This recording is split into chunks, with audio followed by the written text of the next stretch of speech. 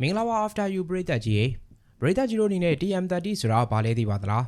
ထိုင်းမှာနေထိုင်တဲ့နိုင်ငံသားတိုင်းသိကိုသိရမယ့် TM30 အကြောင်းကိုပြောပြပေးချင်ပါတယ်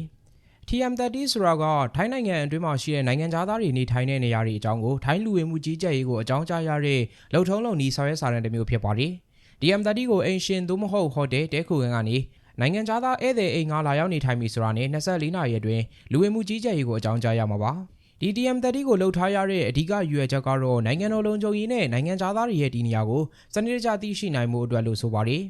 ဘယ်သူတွေကအဓိကလှုပ်ရမလဲဆိုတော့လာရောက်တဲခိုနေထိုင်တဲ့သူတွေကလည်းအိမ်ရှင်ဟိုတယ်သို့မဟုတ်တဲခိုခန်းပိုင်ရှင်တွေကိုအကြောင်းကြားပေးရမှာဖြစ်ပြီးဒီဟာကိုလုံမှာဖြစ်ပါတယ်